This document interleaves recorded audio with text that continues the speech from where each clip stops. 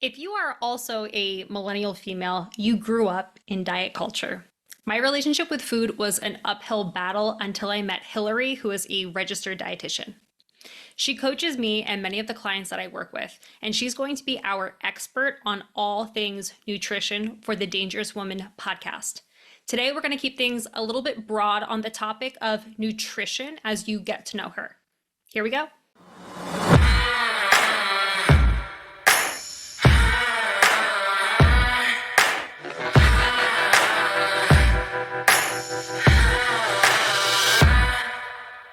Welcome to the Dangerous Women podcast, where the intersection of fierceness and femininity fuels empowerment. Our goal is to provide women with insights to unleash their power. Grounded in the 7 principles of self-confidence, we guide women to embrace their duality, delicate as a flower, yet powerful as a bomb. I'm your host, Colleen Conlon, inviting you to join me as we explore topics on health and wellness, empowering you to embody the essence of your dangerous woman.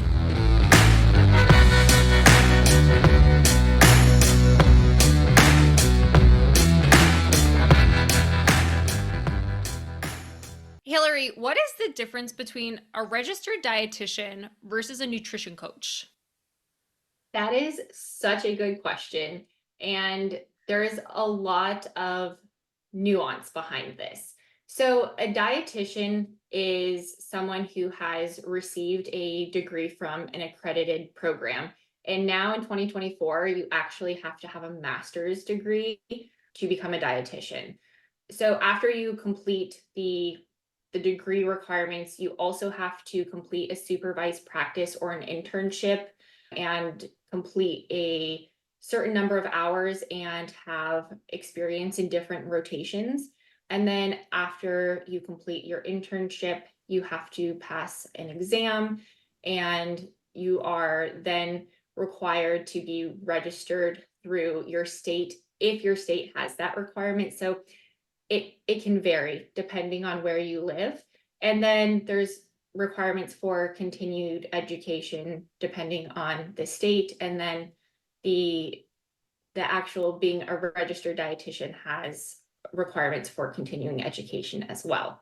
So there's a registered dietitian, and then a nutritionist is more of a broad category. So in a lot of states, nutritionists, they don't have to be licensed. It's not a protected word. You could not just randomly call yourself a dietitian because it's a protected word, but you can call yourself a nutritionist in most states. So that means that you don't necessarily have to have a degree, specific training, schooling, credentials, or experience. Essentially, anyone could call themselves a nutritionist, which makes it a little tricky because there are some awesome practitioners out there, coaches out there that are not dietitians.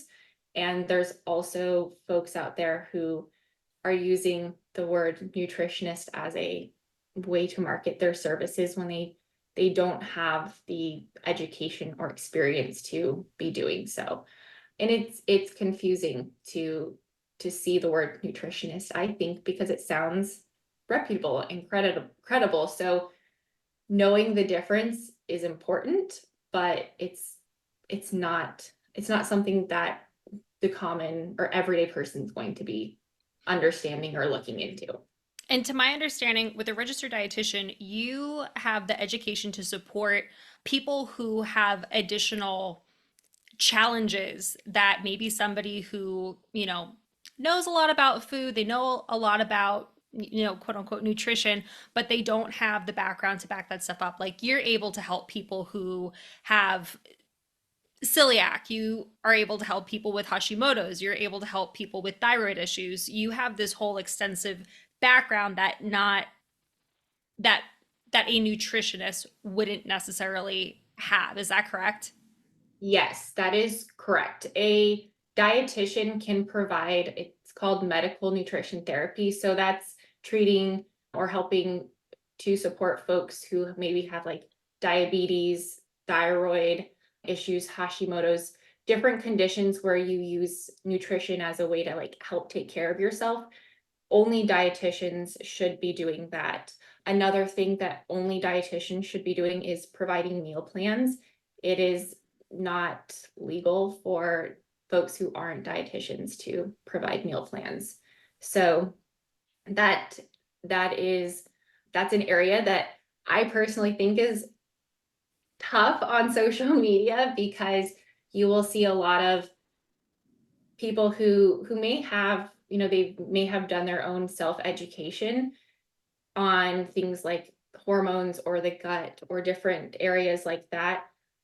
However, they don't actually have the education or formal education to be providing that information. And I know that could be a bit of a hot take with who should be helping folks, because at the end of the day, I get like most of all of us just want to be helping people. However, there is a lot of complexity to medical conditions that you really need schooling and experience to be able to treat fully, I would say.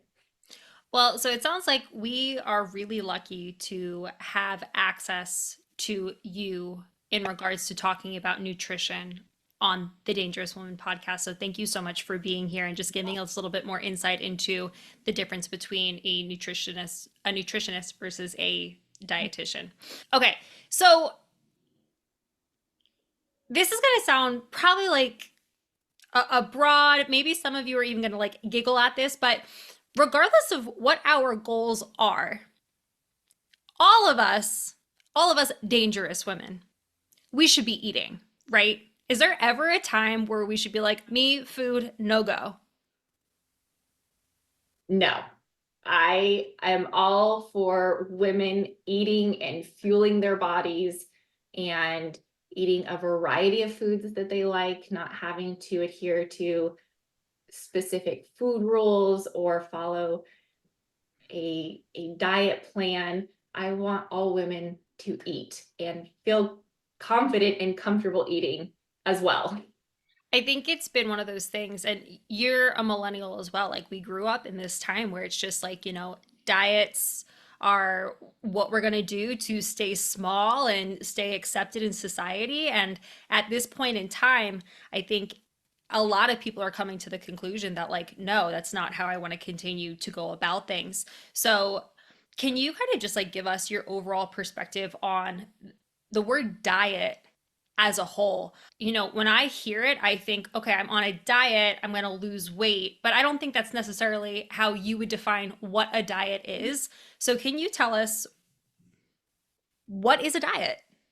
Yeah, that is such a great question, because the word diet itself it feels kind of gross. Doesn't feel great. I don't think it does. I think of your diet though as just the foods that you eat and what you're consuming on a day-to-day basis. And if you are dieting, I look at that as you're eating with a goal. You have a purpose in mind. So you're eating with a specific purpose and likely to lose body fat or to lose weight. So they're very similar. I think it's more of a contextual basis. So like if you're dieting, then you have a goal, but your diet is just what you eat. That's great. Thank you for the clarification on that. And then, in regards to dieting, I want it to be really clear for everybody who's listening to this podcast that, in regards to the fitness side of things and the nutrition side of things, if you have aesthetic goals, we support you. If you have Yes. performance goals, we support you. And there are different ways that we can use fitness and nutrition to manipulate variables to help you working towards your goals in a healthy way. Yes, absolutely. So, can you shed some light for us? If somebody does have aesthetic goals, maybe they want to lose weight or they want to build muscle or, um, you know, just that whole area, can you tell us what are the different ways we can go about doing those things? Can we talk about just like counting calories versus counting macros, food scales, getting on the scale, just like everything in regards to aesthetics. What's your hot take on it? Yes. So, like you said, I am very pro wanting to change your body composition or wanting to lose body or lose weight. A big thing for me is understanding the why behind you doing it, and is it a want that you have that's almost like an impulse, like you wake up and you feel uncomfortable, so you jump into a diet right in that moment. That would be a flag for me where I would want to, ask someone a few more questions and maybe, pause doing a diet phase. And on that same note, if you've been thinking about it, you have good foundations with your nutrition, and you want to adjust your diet, decrease calories, then I'm totally for it. What does that It even mean to like have a good foundation? Good question. So there's there's some things that I look at when folks come to me and they want to lose body fat, lose weight, make a change. And initially, when folks work with me, they're likely expecting, say, to just decrease calories. However, I don't ever do that. I can tell you, I don't initially start people in a diet right away, decrease calories. Because when we look at having a good foundation, that means, are you eating enough calories just to live? And are you in a good place with your relationship with food? Are you comfortable eating a variety of different things? Do you get enough protein? Do you get enough carbohydrates, fats for your activity? Also, looking at life, and these foundations are like your sleep. Do you have good sleep practices? Because if you're sleeping like 3 to 5, 6 hours a night, probably shouldn't be consuming fewer calories. If you have a really stressful job and you're having a tough time managing stress, probably not a good time to be in a diet phase. So having that foundation of being healthy for you and getting enough calories, that's important. Because let's say you're not consuming enough calories and you came to me and you're wanting to go on a diet and you're reporting, hey, I think I'm eating around 1,200 calories. I would probably say, hey, Colleen, we might want to take a little bit of a pause, focus on getting into a good place calorie wise, so then we can enter a deficit, because you can only decrease your calories so much. And then we run into, challenges with health. Probably going to feel really terrible in the gym, or sleep probably not that great to be around. So those are the things we like to look at before even getting into a diet phase. Okay. So I want to diet. I have a good foundation. My goal is to lose weight. How do I go about doing that in a healthy way in regards to nutrition specifically? Yes. The first thing I tell anyone who is ready to go into a diet phase is the actions and behaviors that we have in a diet phase. There are going to be ones that we apply that are not healthy and that we don't want to keep long term. Some of those would be ignoring hunger, possibly adjusting some of your food, maybe making swaps that you don't really love. It could be, just that restriction part of things. So there are actions in a diet phase that we don't want to keep with long term. So I always make sure that's talked about. And then what we also want to talk about is, hey, what are we looking at for timeline? Are we going to have a more condensed, shorter diet phase, or would we like to have one that is a little longer, less intense, and maybe gives us a little more room for error? So we talk about the timeline. And then we also look at the approach that we want to take. So counting your macros, weighing and tracking your food, that's going to be, for most people, the vehicle that's going to get you to the goal point fastest. However, you don't necessarily have to track your food. And if you don't want to track your food, that can absolutely be worked with. You just have to understand that it's probably going to take a little bit longer because you just don't have that accuracy.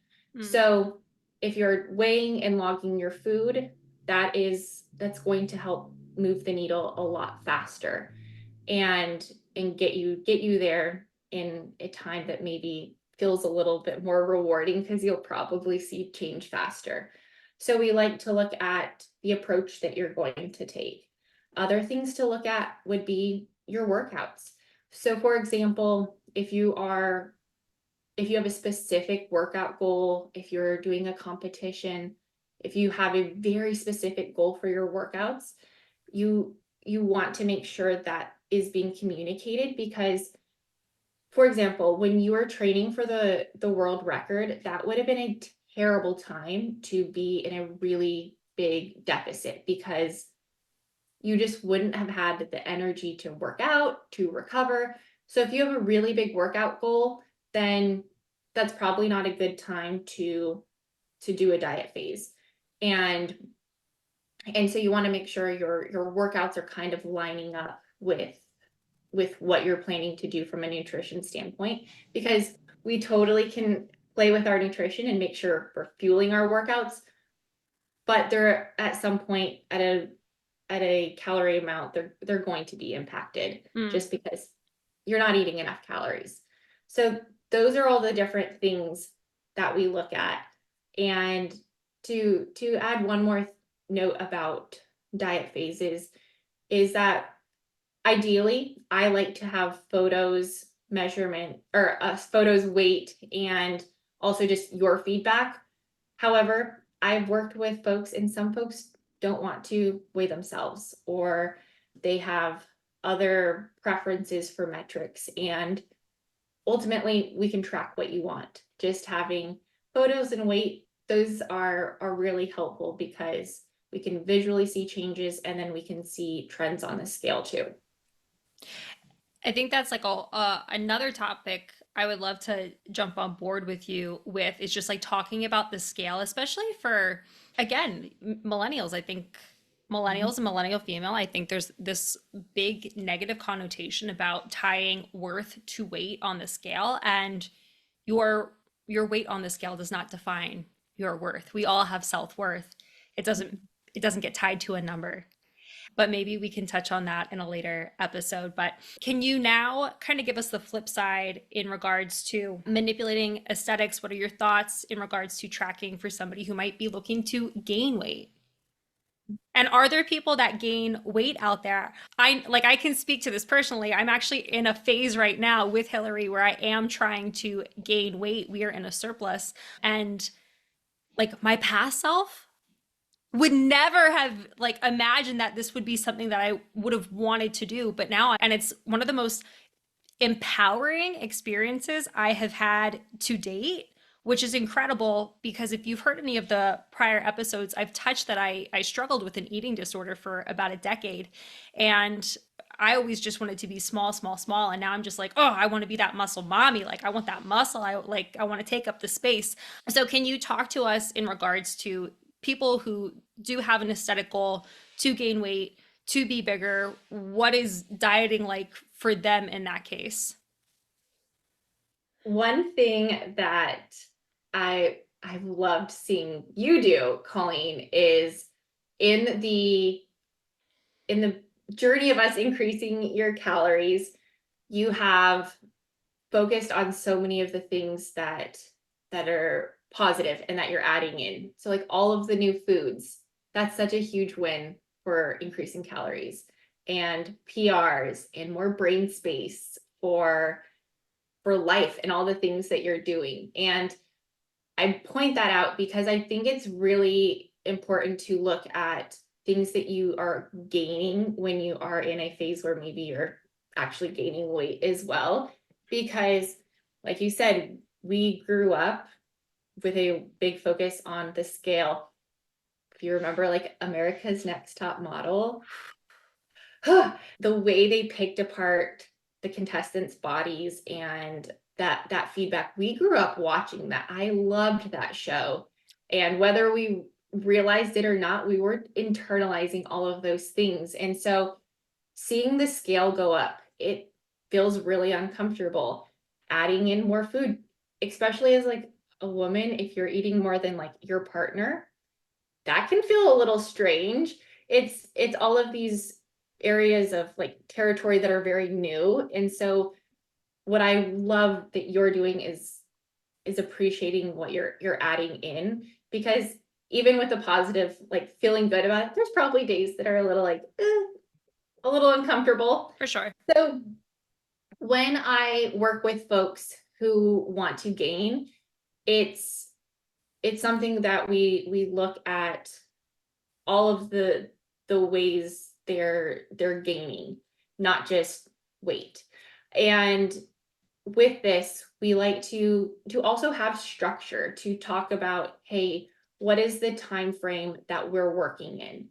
I will tell you, I do not recommend doing a short massing or a short like period where you're eating in a surplus, because when you do this, you're likely just going to put on a lot of body fat and not see the benefits that you're wanting to from your What does exercise. that mean? What would be short? I would say a period of a few months. Okay. For example, a diet phase, you can have a diet phase run about 12 weeks. That's a popular timeline. I would not want to do that for a period of time where you're in a surplus, because that's a relatively short amount of time if we look at anything, whether that's a training, training goals, like trying to meet an exercise goal. It's a relatively short period of time. So if that were to happen in a surplus, that's likely you're gaining a lot more body fat than you would be muscle mass, because muscle mass takes time to put on, and it doesn't happen on accident, which I think is No. something we've both been told. You don't want to, lift heavy because you don't want to get bulky, or you don't want to eat more and lift because you don't want to get bulky. And we both know that does not happen on accident. It No. takes time. I think I texted this to you at some point. I think it's so interesting how like magazines, especially like growing up, it's like, lose 5 pounds in a week, or like do this crazy diet and lose 10 pounds this month.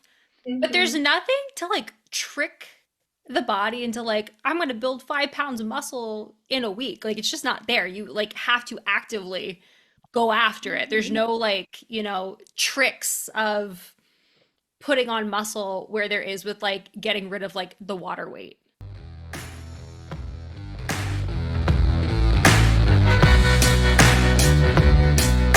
What would life be like if you could get that toned look? You could have physical superhuman strength by training with just 2 kettlebells at home. What would happen if you were on a program that strengthens self awareness and courage so that you can develop a deeper connection and trust to self? What about this? What if you could be in a community with other women where you are encouraged to be assertive and resilient to build mental and physical strength? If you're waiting to hear what the offer is, this is it. Swing to Snatch, a 13-week kettlebell intensive, is my signature course that empowers women to get started with kettlebells. Work with me live in a virtual container guaranteed to grant you kettlebell queen status. To learn more, visit www.colleenconlin.com. Yep, exactly. Because you could do a cleanse and just lose a lot of water weight, but you can't do anything to rapidly gain muscle, like on accident. Yeah. That's Um, so true. so when it comes to, so let's say there is somebody who's like, you know what, I don't want to diet, I just want to gain. Do they still need to have those foundational pieces in place? They're already eating enough protein. Yeah, you're shaking your head. Yes. Okay. Yes. And the reason being is when we look at, I'm assuming, this person is wanting to, gain muscle mass and they're working out. We still want those foundation pieces, because We want them to be getting enough protein for their training and recovery. We still want them to be getting an adequate amount of, different carbs and fats. And it's actually really, really helpful to have that knowledge if you're trying to gain strength in size, to know about carbs, fats, and proteins, because and you're experiencing this yourself, is at some point it does take a little bit more effort to reach your calorie goals. And knowing about different foods and understanding, hey, these foods don't take up a lot of space in my stomach, they don't make me feel really full, they would be good to add in. Or hey, I'm noticing my digestion is off, so probably should add in more fiber. Having that knowledge is really helpful, so that you're getting the nutrition, the nutrient rich foods you need when you're eating more calories, because it would be very easy to have less nutrient rich foods in your diet and then be a bulk of it. And you're doing such a great job of having nutrient rich foods in there, like the different nuts and seeds, and you're having whole foods, and you're also adding like different types of juices.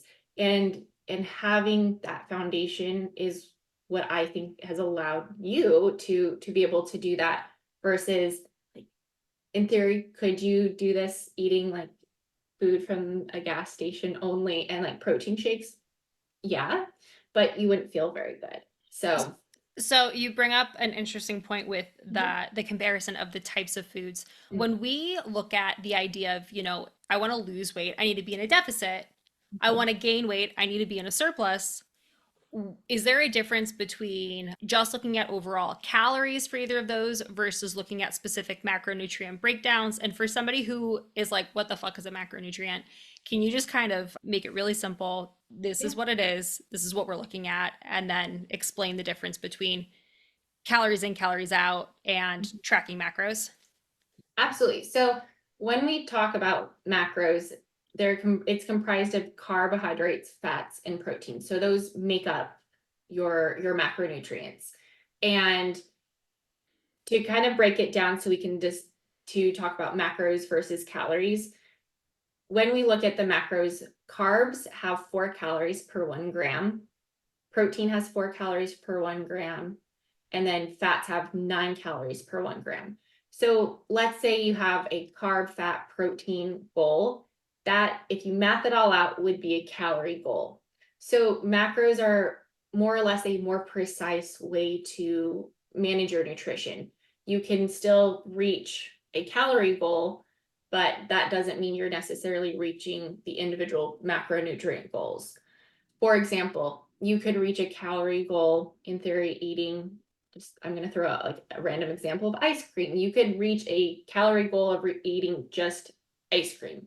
But if you ate just ice cream, you wouldn't reach maybe your protein goal. Mm. So when we look at, wanting to lose body fat, or on the other side, we're wanting to gain, it it does come down to your calorie balance. It also comes down to your training, and there is, genetic components and health components you definitely have to keep in mind. Calorie in, calorie out is a huge part of it. However, I also know folks who eat, their diet looks, on paper perfect, but they are not seeing the results we would expect. So that does tell us calories in, calories out totally matter. There's also more personal health things, genetics, other components to consider. And to also note the calorie in, calorie out. And I think this is very relevant. And I hear this from folks all the time. And it is, they're eating really clean, but they're not seeing weight loss. Can I just say, like, you just saying, like, clean? I'm so fucking sick of people saying, I eat clean. I don't like that word. You don't either? Okay. I was like, No, is it me? I don't know. no, because first and foremost, clean does not equal low calorie. And I think clean is also very subjective depending on who you talk to, who is determining like what clean is. For most people, it's a lot of produce, maybe animal proteins, not a lot of like packaged food. However, that does not mean they're low calorie. And so that becomes really tricky because they're eating clean and not seeing progress. So For then anyone that, who's like not watching the video, you can see like Hillary's just like throwing oh, those like quotation fingers. Clean. yeah, Clean. I'll say it out loud when I do that next time. But you're not seeing progress, and then they continue to either restrict food and or restrict calories. So that is a conversation I have a lot, or folks will say like I clean up my diet when I want to see change. And probably going on a side tangent here, but when we look at gaining, when we look at fat loss, whatever that may be, yes, there are changes we're going to make to our diet that are not our norm. However, if we are going from, one end of the spectrum to the other with our food choices, whatever progress we see, you're less likely to maintain that progress or maintain the goal that you reached. Mm. And that's why, me, I am all for including all of the different foods you like. Do we want to include more fruits and veggies and whole grains and things like that? Yeah. However, I'm never going to tell someone that they can't eat ice cream or Reese's and they have to cut those out to see progress. So, That's been one of like the biggest joys in getting to work with you for the longest time. Before social media was out, I was getting all of my information from what my parents would buy, and my parents both had eating disorders at different points in their lives, so it was a lot of diet things always in the house, and then reading magazine articles where everything was about lose weight, lose weight, lose weight, eat this, eat the grapefruit, you're going to lose weight, you're going to speed up your metabolism. And I'm just like, to be told you can eat the piece of cake and not like a sliver of the cake, like you can eat the piece of cake and not have to feel guilt or shame around it, and know it's not just going to have this negative impact on you, was like hearing, I don't know, bells. It was just bells, or bells feel kind of happy. It was music to my ears. Yeah. those are Can you tell us, for somebody who's looking then to manipulate, nothing to do with aesthetics, but they're looking to manipulate performance goals, do they still benefit from, tracking macros and being more specific about the things that they are eating? yes, it would depend, which is basically the answer for any nutrition question. It would, one, depend on their training, and then also I would say it depends on kind of their background. So let's say someone has really never made nutrition changes in their life. They could really benefit from taking an approach with how they're building their plates and how often they're eating throughout the day. You could see big changes from doing that. Especially, I see a lot of women, especially when we look at probably in our parents' age range, where lunch was maybe a few bites of something, or you've seen the almond mom on social media, but Wait, who's we the almond mom? oh, the almond mom. So I don't know it's that. the almond mom has a lot of definitions, and to me the almond mom is the mom that will take a few bites of something small, like a few almonds, and then just say I'm full and Oh not my gosh, yes. out. I know those women. I used to be one of those women. Not So anymore. no, you would be so sad with almonds, with just a few almonds. But if there's someone that's like skipping meals, eating just a few almonds, whatever that may be, just having that change can be huge, because probably going to have more energy for their workouts, recovery, sleep will probably be better. So that alone can be a huge driving force. And there are athletes that I work with that don't track and they really work on their plates and they crush it. Mm, And then if macros is something that feels good, or counting in some fat form or fashion, that can also be really awesome for performance, because you can kind of get into like the nitty gritty. And I like to think of it as like an N of one science experiment. You kind of just see what works for you.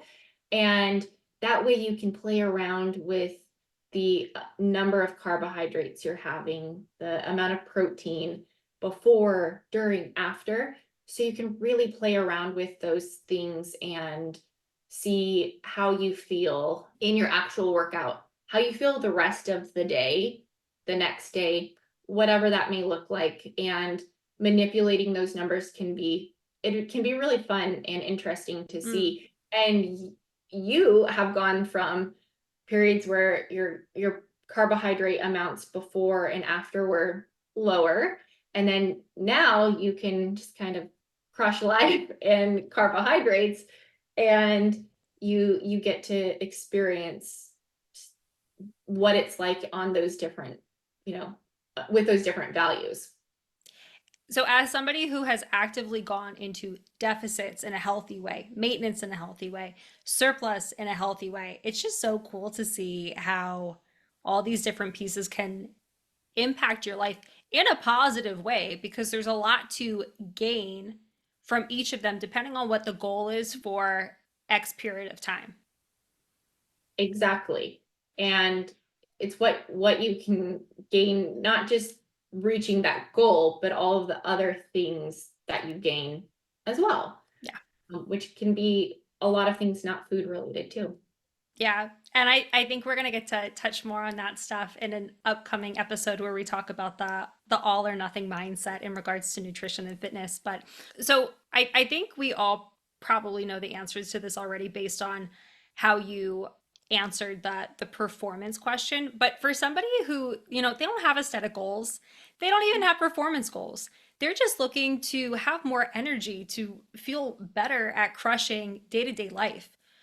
Would they also benefit from doing anything like getting on the scale, tracking macros, counting calories? Is it more focusing on that well-balanced plate? What are some things that these people would would thrive with if they consider doing?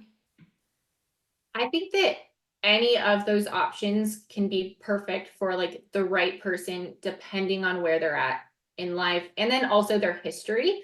So it kind of boils down, I think, to some of those core behaviors. So the meal building example, when we look at the meal building and spacing, for most people in general, we're looking at having about 3 meals per day with snacks spread out in between there, maybe 2 to 4, depending on your needs.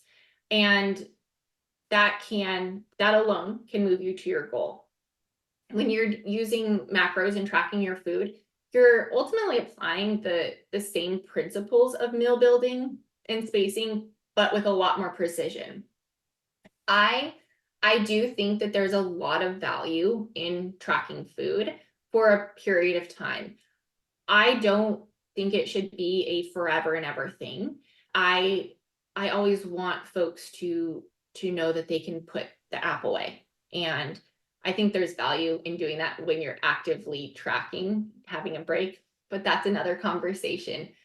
When you track, you learn so much about the food that you eat. And you can also see that, hey, I can include that slice of cake in my day, and it's just not an issue. It works within the scope of my goals. And you learn about the nutrition of different foods. For example, I remember having a conversation once with someone, and they were talking about chicken wings, and that was their protein source. And yes, chicken wings, it is a protein source. It is. And it's also a high fat food, which, not that that's negative. However, for a lot of people, it's not going to be super aligned with their goals. And when it was a family member, we looked at the nutrition, we saw it's a pretty close to 1-to-1 fat to protein ratio. And that was something they just didn't know. And it was just kind of an aha moment that, hey, this food is a protein source and it has fat too. So if I am going to have this in, in relation to my goals, then I might need to change things the rest of the day. And that can be really insightful too. And I'll have folks tell me all the time, like, I did not realize that this food had this many carbs, or this food did not have carbs at all. So that is where tracking can be awesome.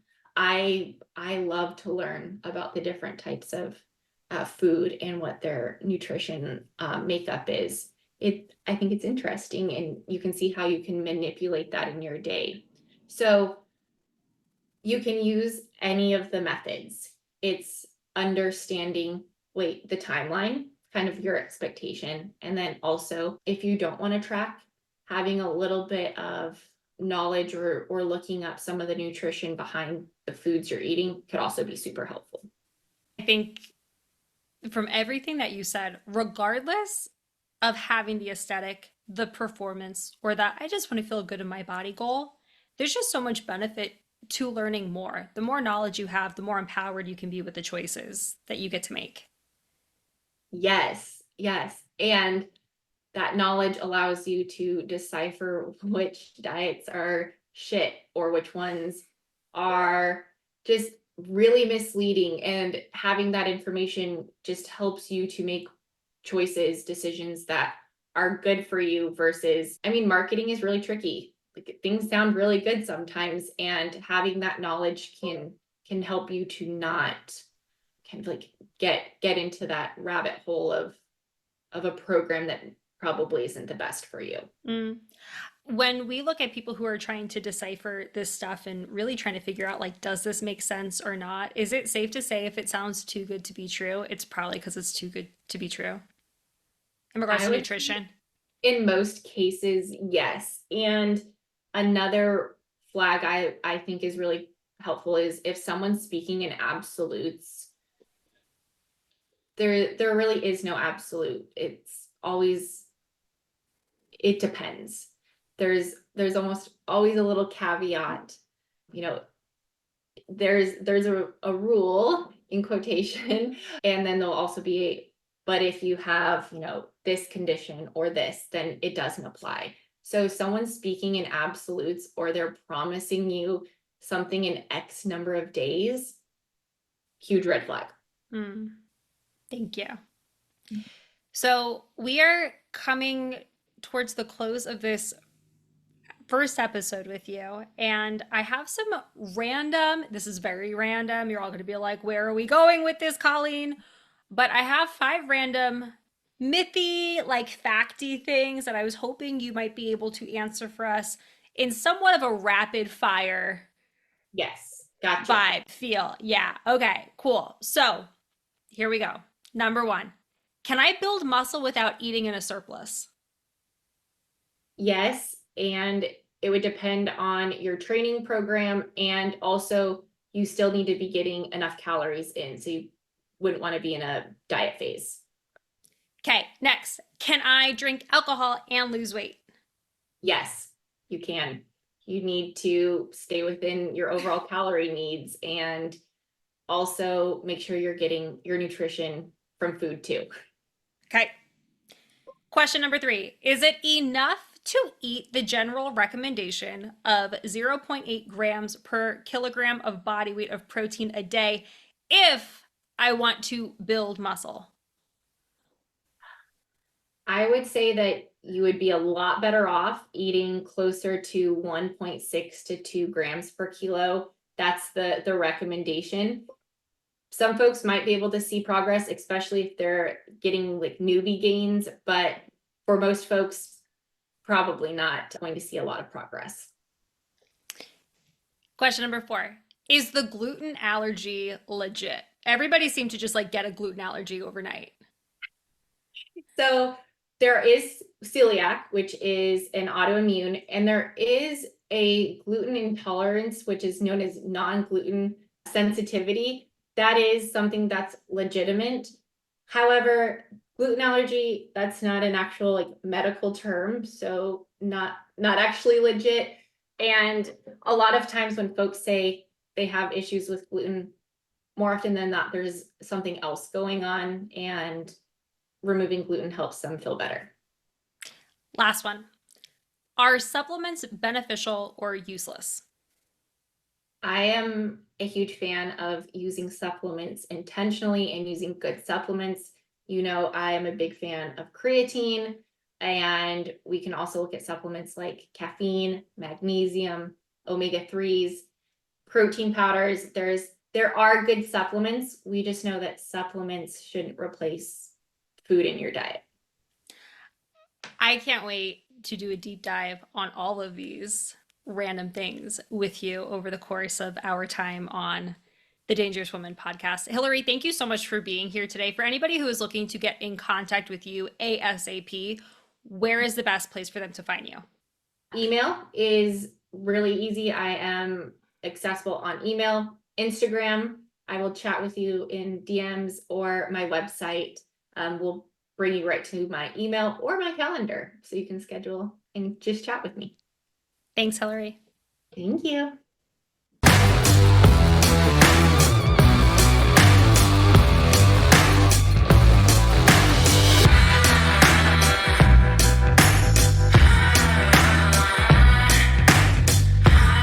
Thank you for listening to the Dangerous Women podcast. If you had any groundbreaking takeaways from today's episode, please tag us on social at the Dangerous Women podcast. To make sure you never miss an episode, subscribe below.